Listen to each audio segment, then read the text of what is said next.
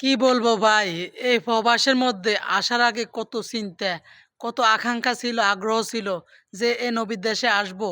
এখানে কিছুটা হলেও শান্তি পাবো, যে ওমরা হজ করতে পারবো, ভালো-মন্দ থাকার জায়গা পাবো, খাওয়ার জায়গা পাবো। কোনো প্রকার দেশের মতো কষ্ট হবে না। সেই আশা করে এ দেশে আসছি। আর এসে তো ভাই আটকা পড়ে গিয়েছি। কতজনে কত কথা বলে এখানে আমাদেরকে নিয়ে আসে। কিন্তু আসি দেখি কোথায় এসির রুম, কোথায় খানার জায়গা, কোথায় কাজকর্ম।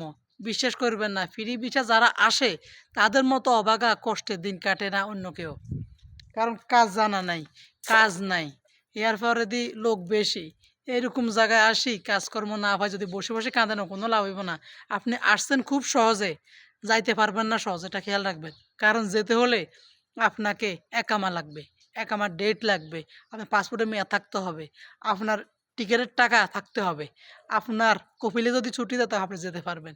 অনেক কিছু বাই জামিলা। এই বিদেশে আসি পৌঁছইলে তখন জামিলাগুলো আপনি টের পাবেন, তার আগে পাবেন না। অনেকে দালালে আছে, অনেক কথা বলি। এই আঙ্গ ফপাসের মধ্যে আনি ঢুকে রাখে, বলে কি ৬০,০০০ টাকা বেতন পাবেন, আপনি এসির রুমে থাকবেন, ওখানে ফুলের গাছে পানি দিবেন, মাসে আপনি ৫০-৬০,০০০ টাকা এমনি পাবেন, কোনো প্রকার কষ্ট নাই। আপনি একবার আসেন না। এরকম লোভে পড়ে আমাদের মতো কিছু অসহায় মানুষকে নিয়ে আসে। আর আমরা তো বুঝি না, আমরা টাকার কথা শুনি, ভালো মন্দ বিচার করি না, যাচাই করি না। আমরা ওই টিকিটটা পাই আর ভিসাটা হাতে পেলে আমরা চলে আসার চেষ্টা করি।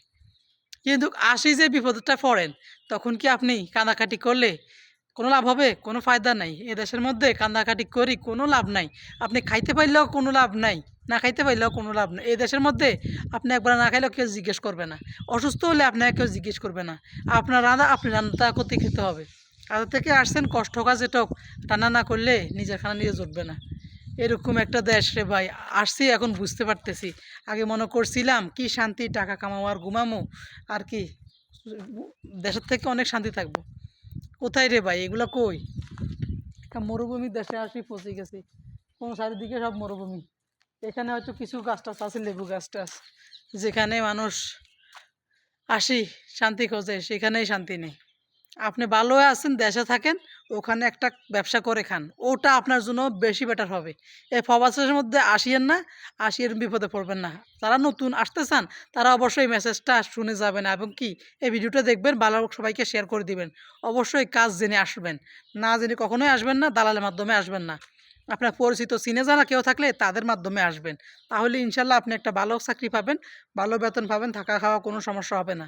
কিন্তু আপনার কাজ না জানিয়ে এরকম ফ্রি ভিসায় কখনো ভুল করে আসবেন না। তাইলে আমাদের মতো কাজ খুঁজতে খুঁজতে পেরেশানি হতাশ হয়ে যাবেন। কাজ তো পাবেন না, খানা কোথায়, থাকা কোথায়, এরকম পরিস্থিতি রে ভাই। একবার আসছি এখন আমরা বুঝতে পারি, অতএব এখান থেকে বেরিয়ে যাওয়া অনেকটাই কঠিন ব্যাপার। তো ঠিক আছে, ভিডিওটি আর বড় করলাম না, এই মেসেজটা সবাইকে দিলাম যারা নতুন আসতে চায়। এই প্রবাসের মধ্যে কথা শুনে পাগলে আসবেন না, সব কিছু বুঝে শুনে আসবেন, যাতে করে পরবর্তীতে বিপদে না পড়েন। তাই সবার ভালোর জন্য ভিডিওটি করেছি। ভিডিওটি দেখবেন এবং কি উপকৃত হবেন আশা করতেছি। সবাইকে দেখার সুযোগ করে দিবেন শেয়ার করার মাধ্যমে। তো ভালো থাকবেন, আল্লাহ হাফেজ।